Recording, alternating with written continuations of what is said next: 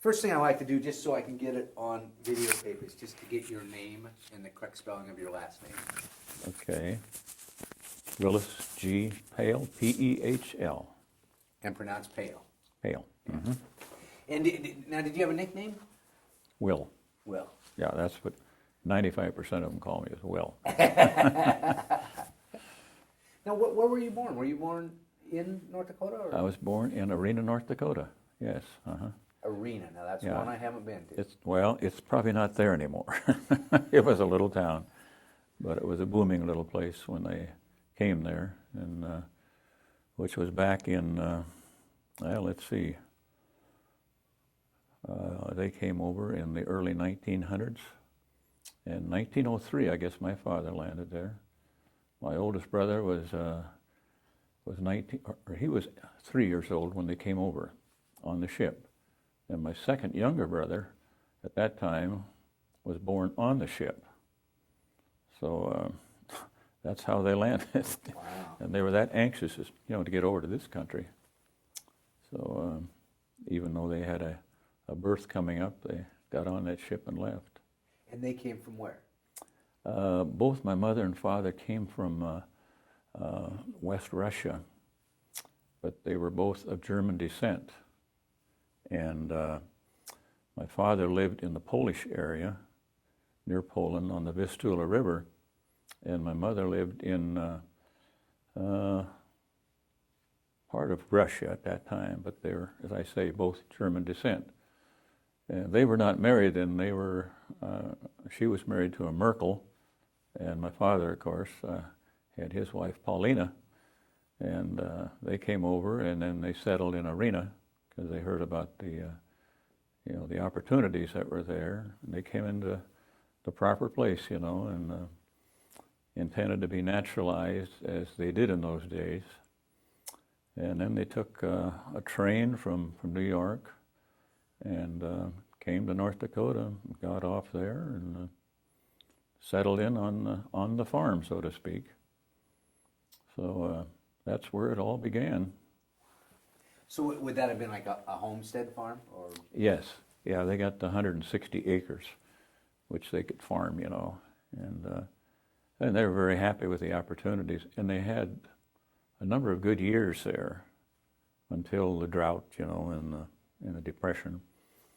And then in the early 1930s, then things started to go downhill, and things weren't so good anymore because the grasshoppers and the drought and poor economic conditions made farming a difficult way to earn a living, either by planting crops or by raising beef cattle, that sort of thing. And then my mother's first husband died in the North Dakota, in the Arena area in North Dakota, and then my father lost his wife about the same time. And then they got married, and there were a total of 16 of those two families. And then they got married and had 5 of us. And so I'm one of those 5. How far down the rank are you? Are you youngest, or are you up a couple? I'm the youngest boy, yes. And I have 3 sisters still alive that are, one of them younger than I, and 2 of them are older. Well, you guys never had to have parties because you had the whole party all in one family. Yes, we have our family reunions. So growing up, because nowadays by 18 kids are headed hither and yon and all that, being a farming family, were a lot of the kids still there as you were growing up? Or? Well, most of them went on to other things, after they got out of school. And I mean, by getting out of school, getting through the 8th grade was the big hurdle in those days. I don't know of anybody in our family who went beyond the 8th grade, except 1 or 2 sisters. And one of them happened to be my grade school teacher. And she taught the first 8 years of school in grade school in Arena, North Dakota. And I was one of those, and it was all in one room. And Wanda taught my first 3 years, and then she moved on and came out west, out here. So she just passed away this past year. She was 94, so she lived a good life, and she was always proud of the job she did on me. So what are your earliest records? I mean, do you remember the Depression? Well, not in the same way that they would, because we were always provided for.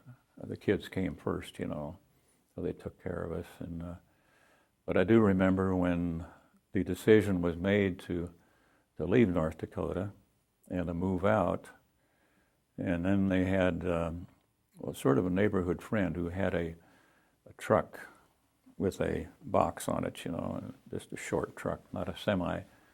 And but before that, they made the decision, and they put the land up in the house and outbuildings for sale, and they put it up for bid. And the low bidder was one of my older brothers who wanted to stay in there. He was a mail carrier part-time, so he had a little income, and a pension eventually. So he was the low bidder, and the banker accepted it, and we loaded everything onto the truck, and my dad had bought an old Lafayette, and we followed the truck out to the Raymond area. That's where most all of the kids had gone to, and so we settled there. And our first, my first year there, we lived with family members. We had a family of 5 plus our parents, and so I could milk cows, you see, which was a benefit. I had a plus going. So I lived with my sister and a brother-in-law down there in Willapa Valley for a while, for about a year. And then another older brother, the one who was born on the ship coming out from Europe, he and his wife and family built a newer house, and they abandoned the old house. It was a 2-story wood frame house. So we moved into that. And then all of our family could live together, which was a great move. But it wasn't very adequate as far as housing is concerned. And so eventually we moved into a farm building and a nice house, but we didn't own it. We just farmed it for the owner. Took care of the cows, milked them, and did all the chores. But it was a beautiful home. But emphasis was that you don't own it, just take care of it. So it sounds like everybody was working then. Yes, oh yeah. And how old were you about at this time? Teenager, when I came into that area, I started the 6th grade in that Raymond, Willapa Valley area. And then I went to high school at Willapa Valley High School, which was a small school, but I had very good mentors. They gave me very good advice looking back, and encouraged me eventually to go on to higher education. But I think it was in August of 1941, my parents went back to North Dakota to let them know how nice it was out here, and to let our old neighbors back there how nice it was living in North Dakota, or in the state of Washington, because we had all this fruit, falling off the trees, and there was plenty of food, and the grass turned green, in the summertime. And lo and behold, after 2 weeks, we got a telegram, or whatever they called it in those days, that my mother was critically ill. And the drought was still on back there. And apparently she had picked up encephalitis from either mosquitoes or grasshoppers. And within, I think, about a week or 10 days, she died back there in 41, in August. So one of my older brothers loaded us up into a car and took us back for the funeral. And then we came back and settled back into the routine. And of course, you know what happened a few months later, Pearl Harbor in 41, December 7th. And we knew all of our lives would change then. So you were high school then? Yes. When this happened, I was going into my junior year.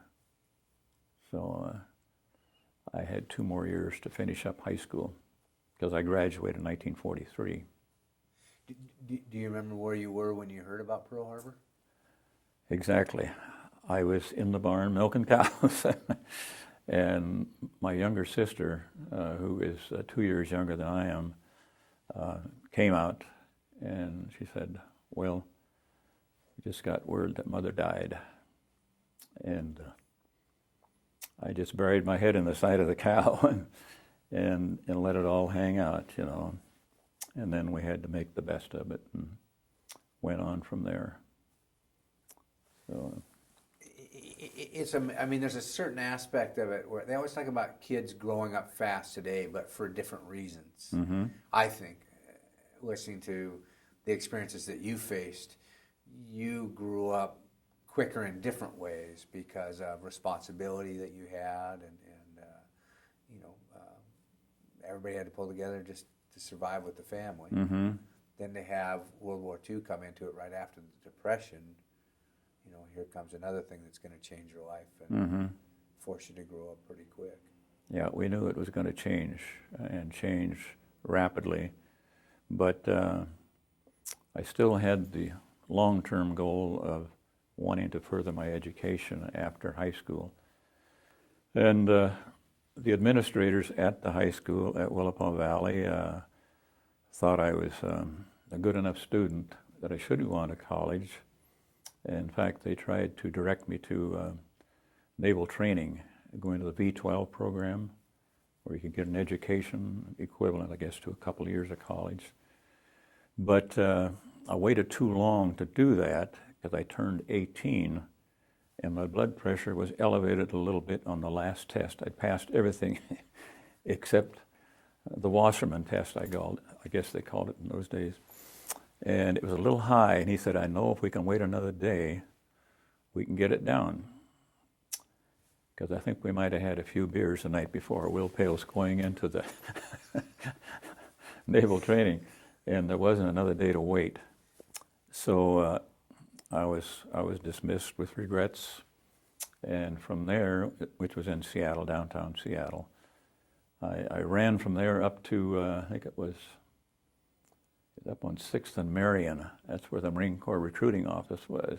It was 4:30, and I rushed in there because I wanted to beat the draft rap, you know. But it was April 23rd coming up, and I didn't graduate till May, another month away. So there wasn't time, and he just says, we just processed our last group. He said, when you get your draft notice, just let them know you want the Marine Corps, and they'll bring you up here. And that's what happened on July 13th. I and 12 other guys were sworn in Seattle to the Marine Corps. 12 from Raymond or 12 from all? From that general area, South Bend, Raymond, and also from the Seattle area too. Yeah. So was Don one of those guys? No, Don didn't turn 18 until I think it was December. So he had 6 more months to make his decision. And he had no trouble, completing high school. So at 18, you're standing in Seattle, raising your right hand. And Right. Mm-hmm. Along with 12 others. And then I think it was 2 more weeks later, the 27th of July, I believe, in 1943, then we were on our way down to San Diego to boot camp. And then things got a little more exciting now. Can you, I know it's always hard to get your mind back in there, but perspective. As an 18-year-old kid, did you have the faintest idea what you were going into? Yes, I did. I read a book when I was in high school to make a report on it. I read Guadalcanal Diary. And it was written by, I think, Richard Tregaskis. And it was a documentary on the Battle of Guadalcanal. And well, that kind of directed my my focus to the Marine Corps. I knew that I was going to go in the military, and I wanted to do it, but it was the Marine Corps for me, and that helped me make the decision. So, and then San Diego went through boot camp without any problems, and then after boot camp, I went to radio school, learned communications, Able Bagel Charlie, you know, and then after I became a radio man in communications, then went out to Camp Elliott, which is where the tank battalions trained. And the idea was to be a radio man for the tank battalion. And of course we had to learn how to drive and operate the tanks, because you never know what's going to happen to the one that's operating it. So, and that was kind of leisurely compared to boot camp, because we actually had some time off, you know. You didn't have to fall out at a certain hour and so on. So that was a good basic training in that particular field. And then after that, they started to form the 5th Division out at Camp Pendleton. It was a new division, the Spearhead Division. And while we were out there training, I was a radio man in the 2nd Battalion of the 27th Marines for Jack Loomis, who you might have heard of. Jack Loomis won the Medal of Honor on Iwo Jima, and he was a Texan. He had gone to Baylor, I believe, and played for the New York Giants, but he went into the Marine Corps from pro football. And Jack lost his life, even though he won the Medal of Honor on Iwo. And then after that training in Pendleton, then our radio maintenance guy, Harold Mutterman from Minnesota, I believe it was, he had to be moved up to radio repairs. So they needed to have a new section chief for the radio people. So I was nominated for that and got another stripe. I became a buck sergeant then. And then after that, after many operations out in the Pacific, doing practice landings, you know, going over the side of a transport into LCVPs or LSTs. We practiced that. None of us knew why we were doing this, you know. I used to sing that song to myself, going down the ropes. I wonder why I spend these lonely nights, you know, going up and down these ropes. You know, just trying to maintain my sanity. But it worked. So they just kept drilling you, but they would just say it was a drill, and there was no real explanation of what you were drilling. Oh, no, we didn't know what the motive was, but we just thought it was for, a type of the abandoned ship drill, you know, which it probably would be if you're on a transport and you got time to throw the ropes out. Well, instead of diving in, you climb down the ropes. But we found out later on what that was all about. So then, after much training and the dedication of the 5th Division by Franklin D. Roosevelt, who came out to Oceanside with one of his sons, I think it was James Roosevelt, they came out and they formally dedicated the 5th Division. And then we were all set for larger assignments. And then we went from there, that would be in November of 44, we got on our transport and went out to the islands, the Hawaiian Islands.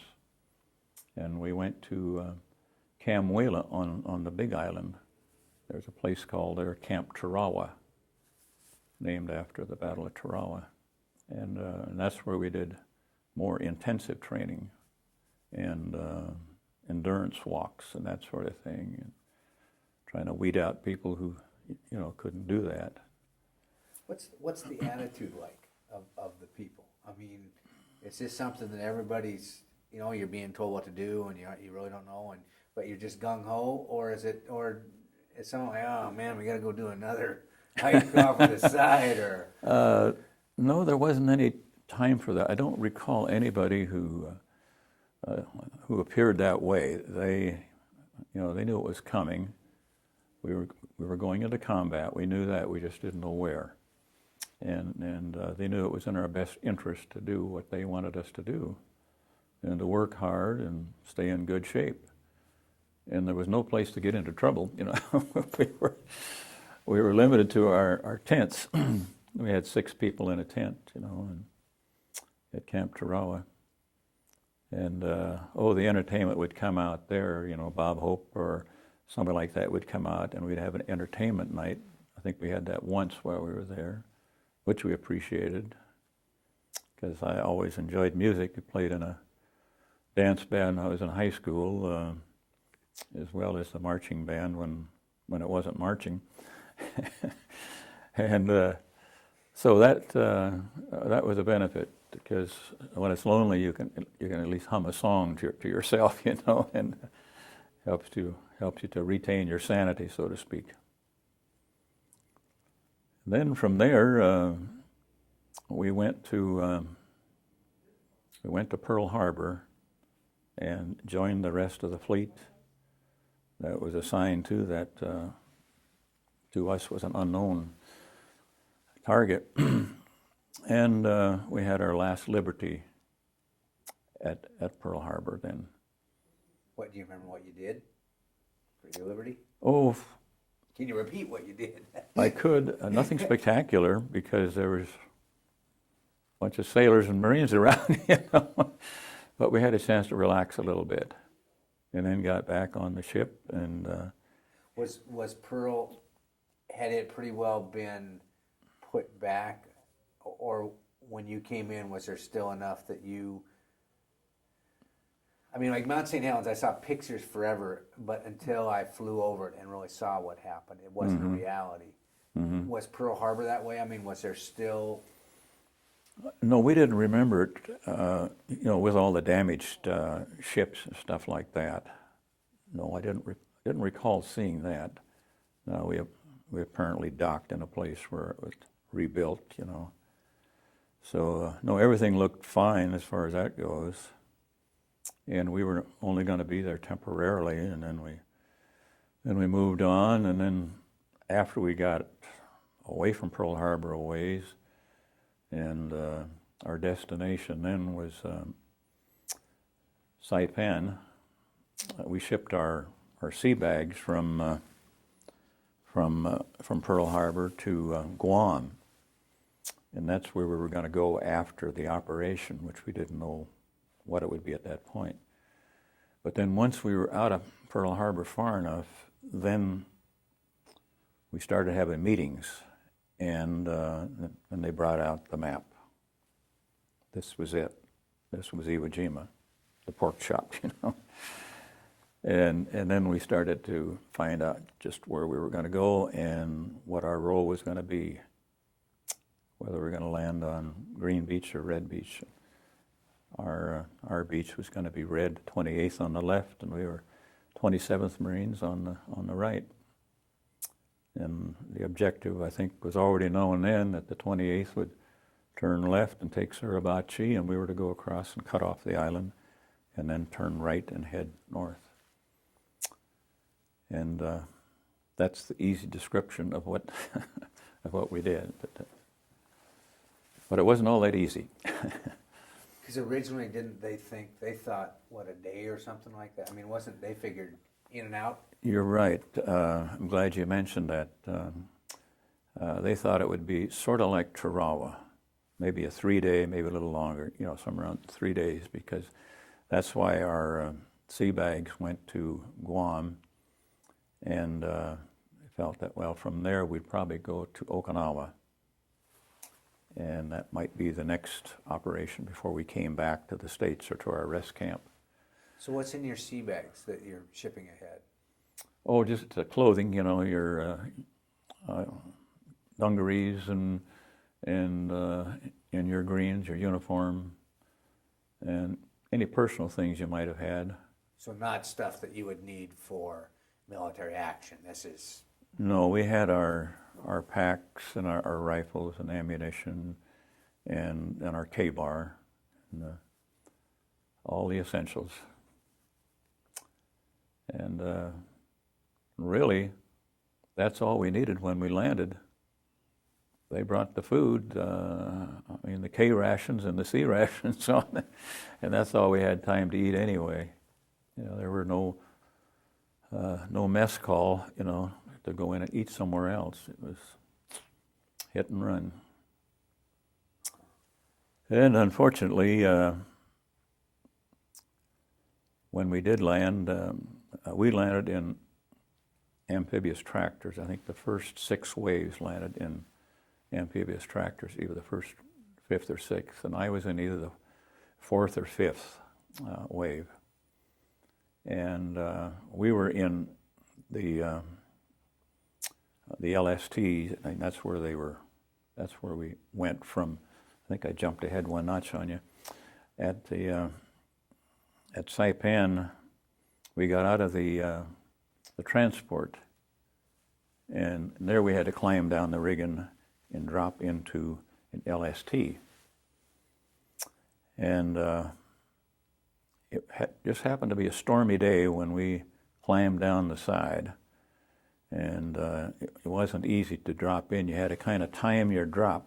You had to wait for the LST to bob up, and then drop, so you didn't have so far to fall. But we made the transition, and then went on from there to Iwo, where we got ready for the invasion. So I can put perspective on this. Once you got into the LST, how long are you now traveling in that? So I can put closeness. Are you quite a ways away still from? Well, we were. I can't tell you exactly on that, John. I think it was. I think we were still a couple of days away, because I know on the second night we were there. That's when we had our meeting. Once we were close to Iwo. In other words, the day before D-Day. That would have been February 18th. Then we had our meeting down in the LST, and we were told specifically again what our role was, and we had a chance to discuss things rather openly with our platoon sergeant. And the bottom of the LST was loaded with ammunition, and we slept on the ammunition on our what do you call it, a pad of some kind. I guess it was our bedding, whatever that was. And I recall Bob Sherry, who was our platoon leader, who had been on Guadalcanal and one other operation, and he said that this will be his 3rd combat. But he said, for you, most of you, it's going to be your 1st. He said, you should be very optimistic about surviving, because the odds are with you, they're not with me. And that turned out to be prophetic, because on the way in, a Japanese artillery shell hit his amphibious tractor, and Bob Sherry and Ted Sapansky and many others died before they could even hit the beach. And I'll always remember him for what he told us. And his experience really paid off, because we kept going. And the idea of the LST was, or I should say the amphibious tractor, was to get up and onto the beach, because Iwo was just a bunch of volcanic ash. But they thought, well, these things will climb right up there and get you on top, so you can get low and dig in if you have to. But the amphibious tractors were having trouble getting up there, so when we got close to the beach, then the coxswain said, "This is as far as we go." And so it was over the side. We jumped over the side. and you just waded in from there.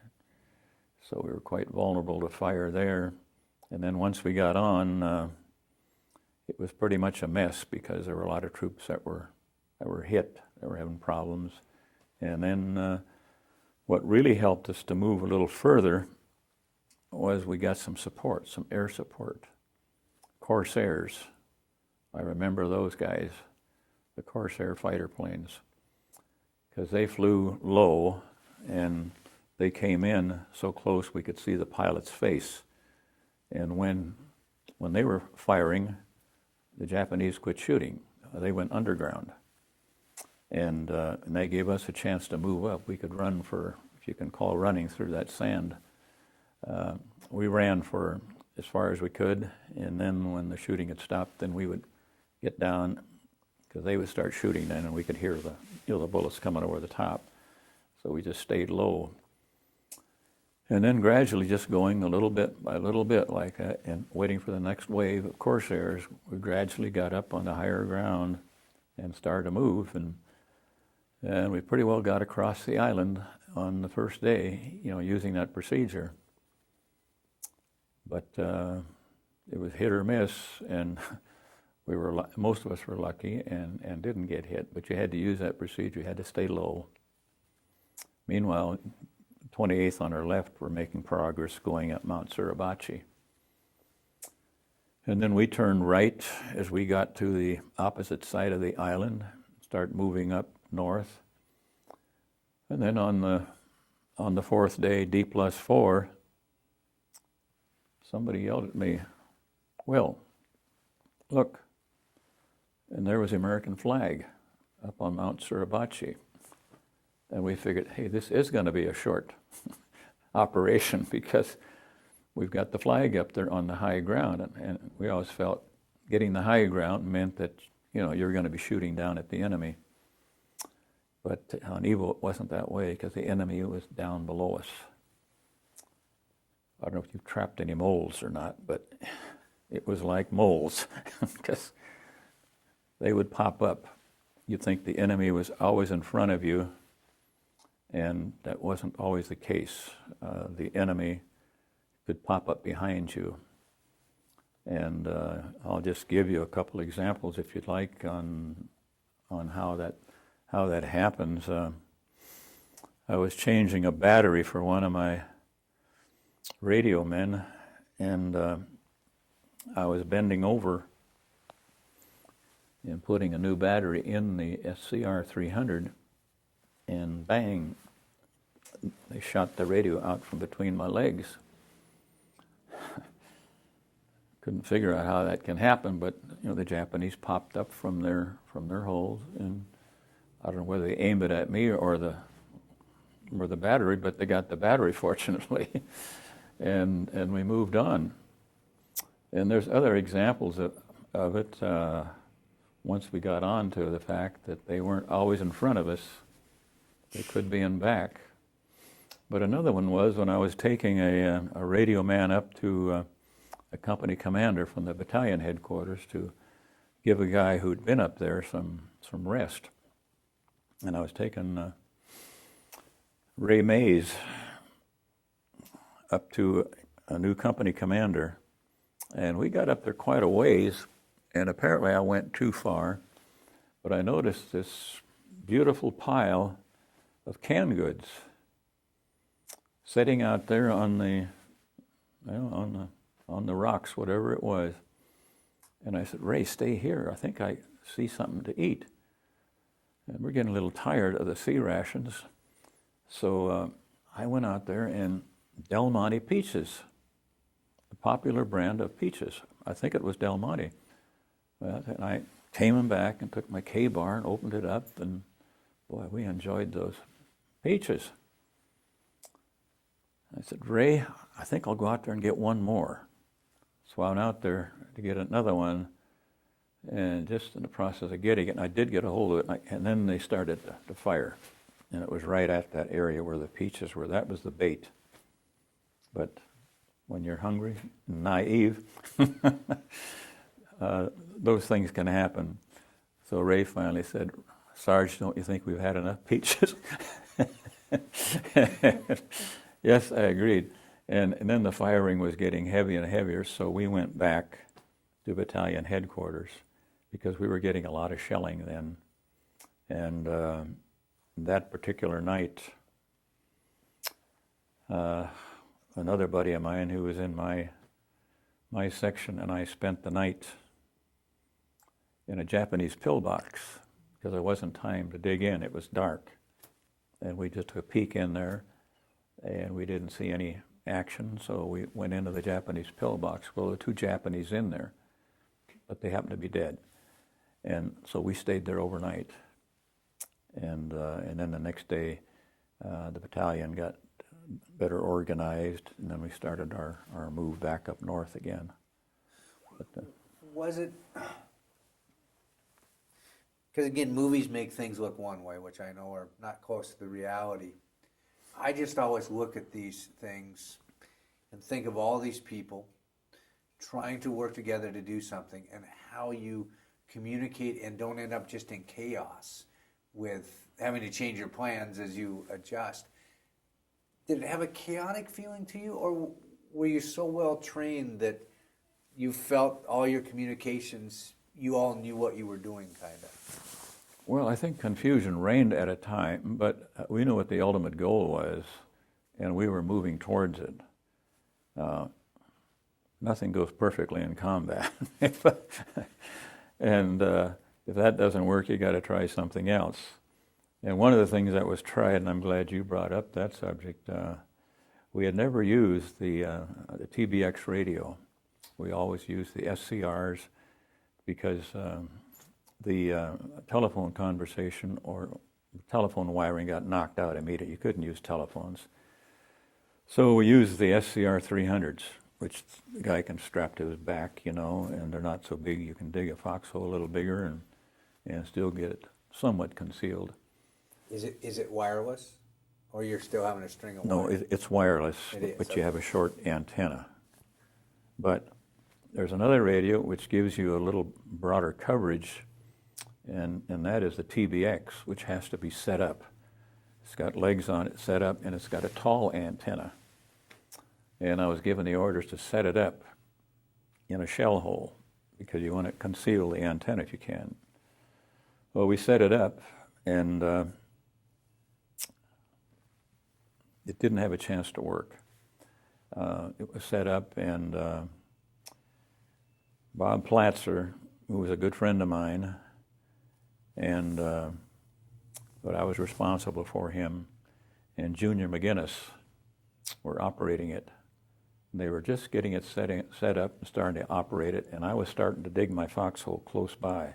And I'd taken off my cartridge belt, laid my rifle down, and my backpack, and I had it about that deep. And suddenly they started to walk in mortar shells, and they made a direct hit on that radio, and both Platzer and McGinnis died there right next to me. And so I got a hold of our communications leader, Lieutenant Moore, and let him know.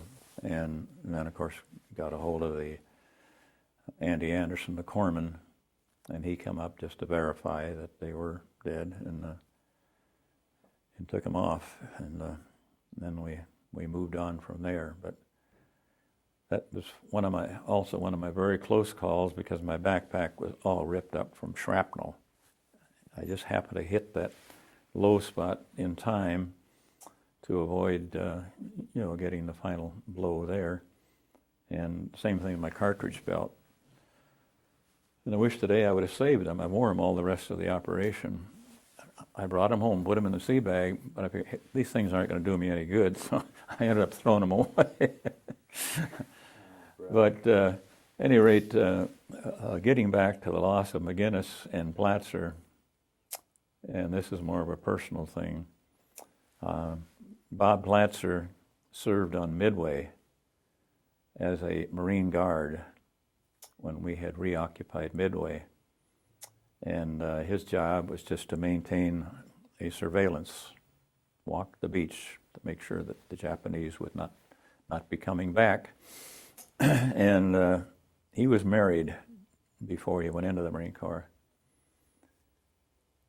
And he wanted to, well, he came back for the 30-day leave and then joined us at Camp Pendleton as a PFC and then eventually a corporal. But he was very disturbed every time he came back to my bunk there at Pendleton.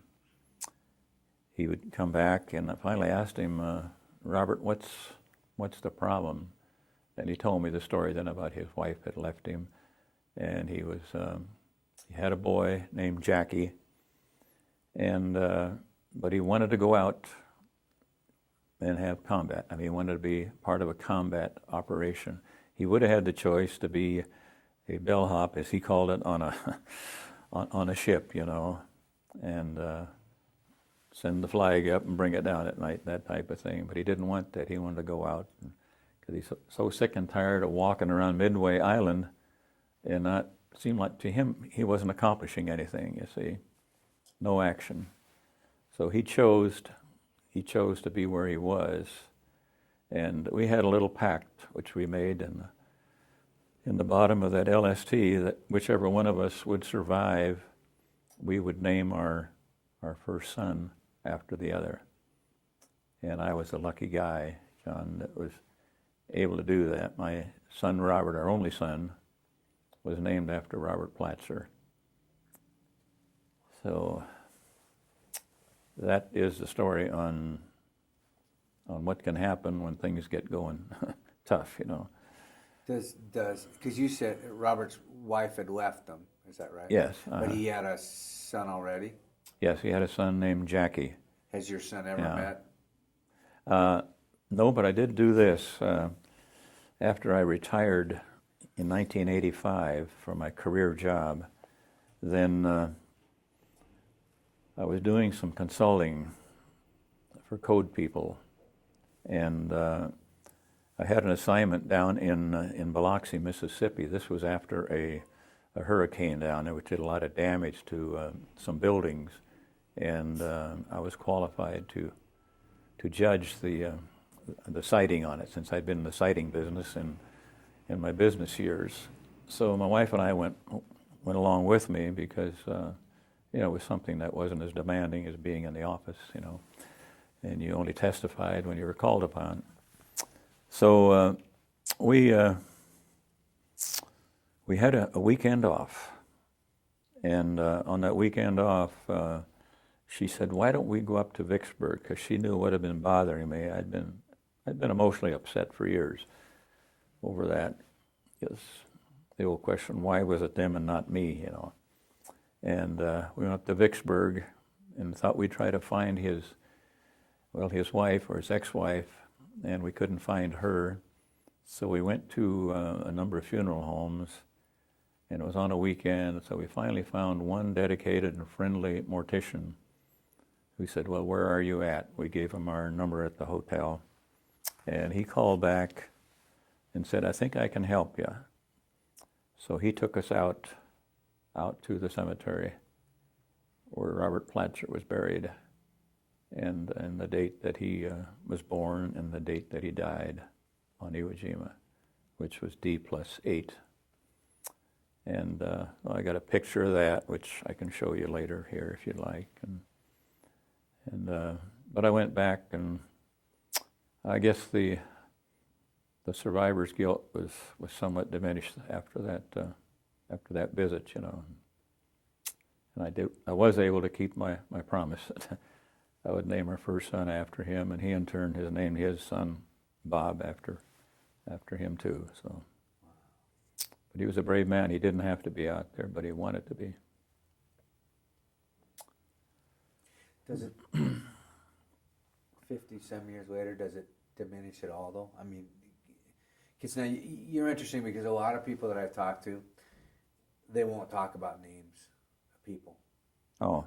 They've separated people that they lost. They've separated, it seems, and I only know from an hour or 2 hour conversation with them. Mm-hmm. But you talked about names and friends and people that you knew? Again, a lot of people said, we were told not to make friends. But this was a friend that you made in the service? Oh, yes. Yeah, because he was having trouble, so I wanted to help him. And I never want to forget those who paid the ultimate price, John. I never want to forget them. So I tried to, for about 20 years, the policy was hear no evil, see no evil, and speak no evil. But you know, it'd be a shame to quit, just not listen and forget the ultimate price that people have paid, because, well, even more so today, you know, we have a lot of problems today in America, and with what's happened on 9/11, and so we certainly can't forget those who paid the ultimate price, and that's where I stand on that. Are they still kids in your eyes? I mean, do you still see them as 19, 20, 22-year-old? Yes. Yeah, you still see them the way they were, you know, when we were having fun, you know. And but I've contacted and have stayed in touch with as many of the survivors that I can, and we're at the point now where I think the last reunion was held this year, which is one we didn't go to because we had other things planned. But we went to the one last year in Tucson. And but when you get together at them, we don't talk about the things that you and I have just talked about. We talk about our families and what we're doing, and then we go to the memorial service, and that's where the tears come. You know, it's when you remember. Have you ever had a? Because the interesting thing is your life is this long, and World War II was this on the timeline, this small part, but yet so many veterans I have talked to have never ever experienced anything like that since then. I mean, the bonds that they built, the friendships that they built that have lasted 50 years, 50-some years, you know, where they're still in contact and watch their kids grow up. Is that the feelings you have? I mean, where it's people that you've never had a relationship like since then? Yeah, it certainly bonds you, because, you know, you all experience the same thing, and you can't share that with anybody else because others don't understand. You know, why do you keep you know, in touch? But we do. We communicate mainly now by writing letters, reunions. I'm computer ignorant, so it has to be by that. But I get emails through the grandkids. So yes, we do stay in touch. I have a fellow down in Georgia who stayed in the service after Iwo. He signed up in the reserves, and he spent time on Vietnam. And we stay in touch because we were in the same tent at boot camp in San Diego. You know, so they're just, even though he became an officer in the Army, he still hangs on to his Marine Corps buddies, you know. So, no, it's a great feeling, because nobody knows, you know, better than somebody who's been there how they might feel, you know. I've heard some say that when they came back, that was the hard thing about their marriage, was that even though they loved their wives dearly, their wives oftentimes just didn't understand. And a couple of vets that I talked to were lucky enough, and one said that it saved his life. He flew out of England and he married a woman who had worked on the Air Force base there, a Brit, but she kind of understood more so than a lot of people. Yeah, I think what you're saying is true. A lot of them don't understand. My wife, particularly Nadine, she does understand what I went through, because she has gone to these reunions with me, and she knows what these gyrenes are all about. Do you ever, because I've seen one dead person in my life, and that was my mom. That's it. Now you're 19, 20 years old, and you're out on Iwo, and I've seen footage of Iwo, and you're talking about being in this pillbox with the 2 Japanese soldiers. Is that something that your perspective during war changes on life and death, the people, bodies? I mean, how do you mentally stay sane? No, I don't think that's changed my perspective on life or death, whether you're military or not. I've been to a couple of funerals this year of a brother-in-law and a sister, and I become maudlin, because of the loss, whether they're military or civilian. That doesn't matter. But there is a bond that you build when you shared the same experiences, So, but as far as my wife is concerned, she is the one who has encouraged me to save the things that I brought into you. She said, "Why don't you save?" And we built this house, a new house, 5 years ago. 2 bedrooms and a den. It's a nice home, and the limitation was 2 bedrooms at that time. Well, we converted the 3rd one into a den. Well, so then she had the idea, get all this stuff up, so that the kids and the grandkids will know what you've been through, and what better place to save them, So that's why they're framed. I didn't frame them to bring them here. They were there, and they've been there for years, I think that's valuable, because especially, like you said, the kids, the grandkids, to know. Yeah, and they're anxious to learn. I've gone to high schools and grade school, programs prior to Veterans Day and that sort of thing, and no, they're eager to learn what happened years ago. It's all a part of history, and I know my grandchildren. We have 6 of them, and they still show a great interest in what it was all about. Because your son has to be pretty honored. I mean, to carry that name. Mm-hmm. Does he have children? Yeah, my son Bob has 1 child, and his name is Robert. Yeah. Mm-hmm. And does he know the history behind his father's name? I think he does, because I gave every member of our family, in other words, our 2 daughters and our son Bob, a copy of a brief life story that I wrote about a year ago, I guess. Just in case, I'm a high mileage guy. If something doesn't work out, at least they'll have something in writing as to what happened and what we did and what it was all about. And but as far as patting Grandpa on the knee, tell us another war story. No, they don't do that. No, they've got that summation, which is a life story with brevity, and they will see all these documents when they come in the house, and they ask about those.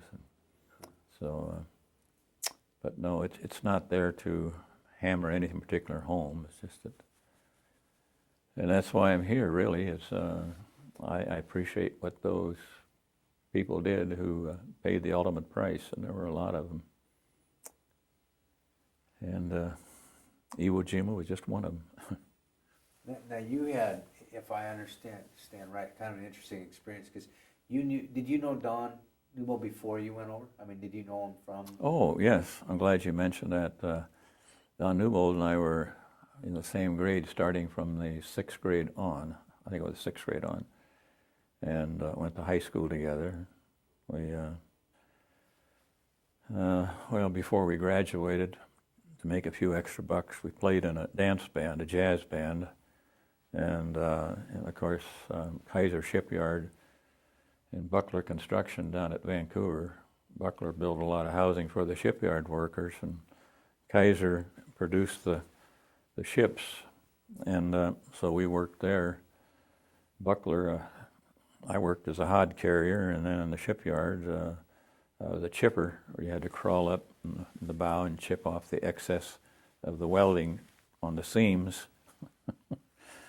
In order to get that first job, I must confess that I lied about my age to get the job, but they needed help. That's my justification for it.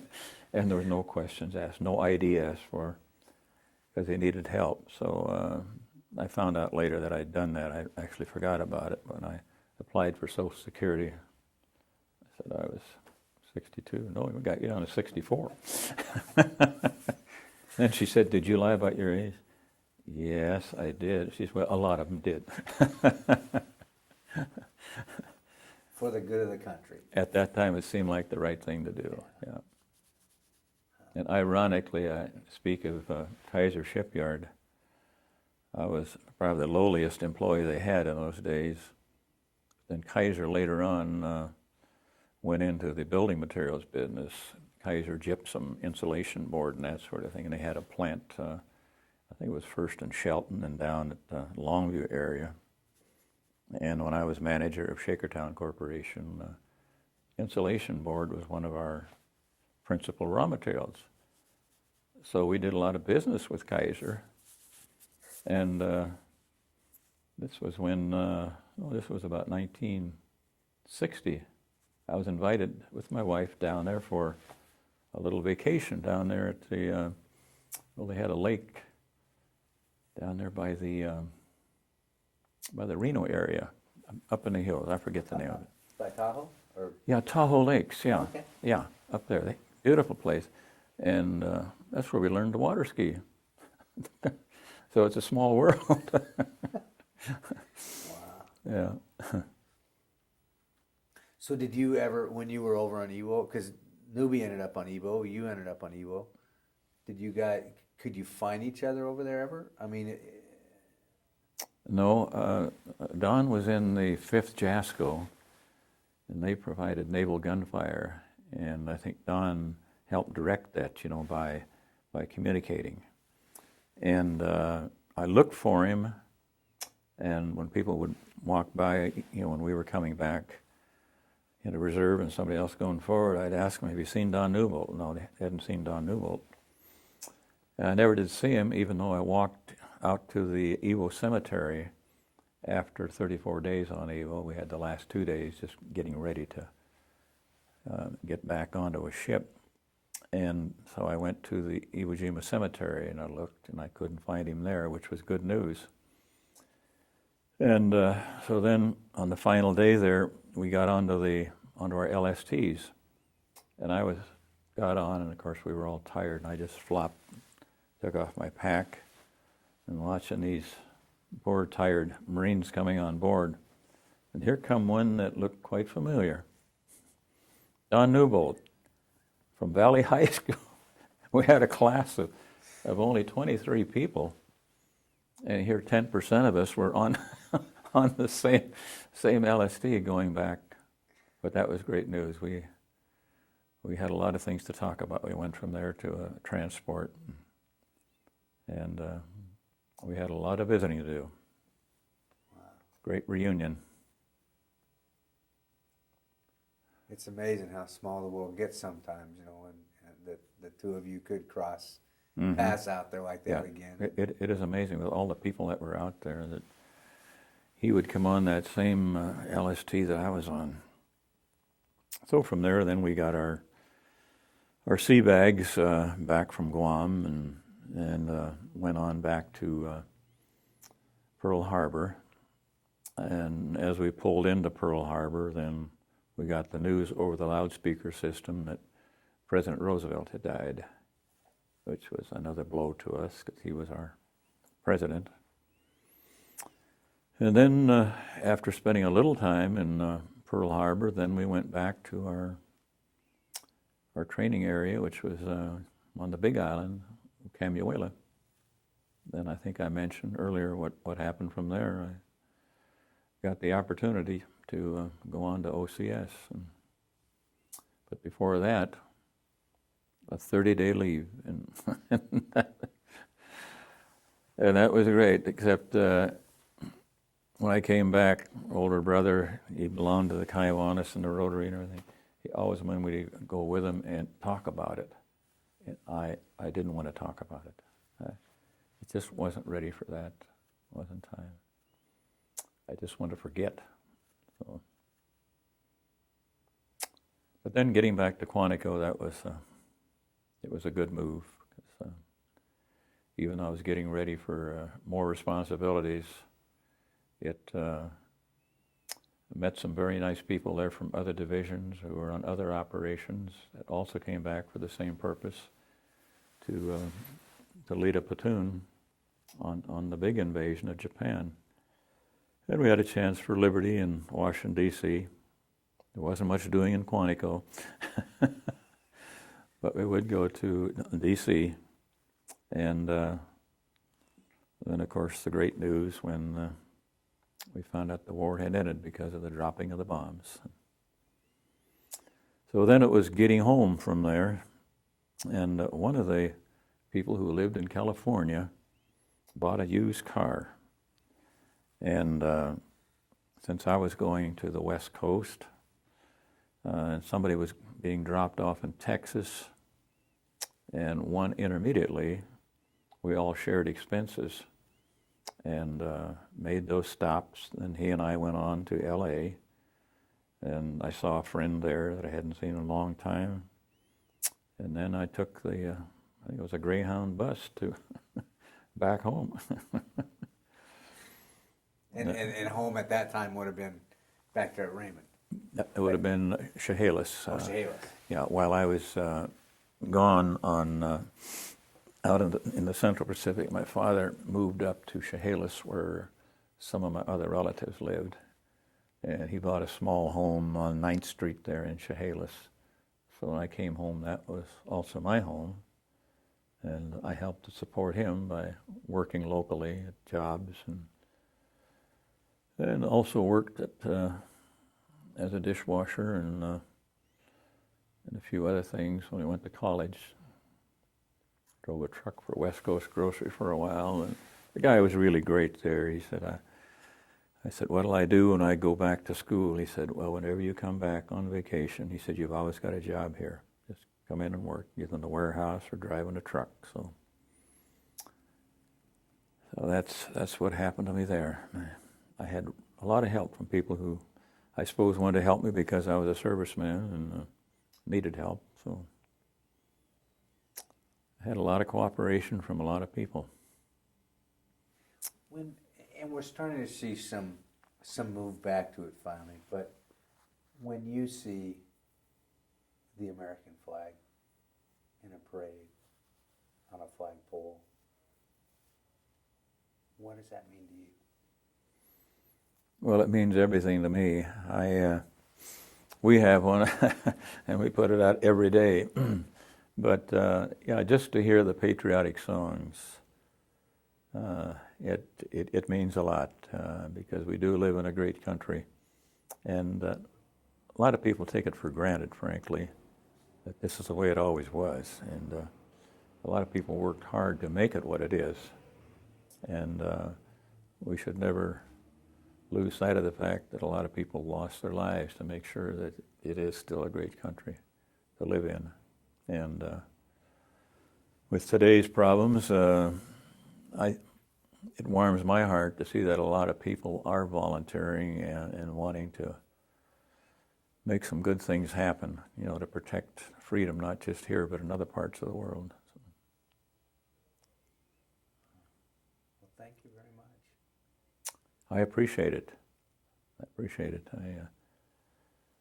If there's anything else that comes to your mind that I haven't touched upon, I may have another comment or two, but I think we've covered the most of it. Do you like to go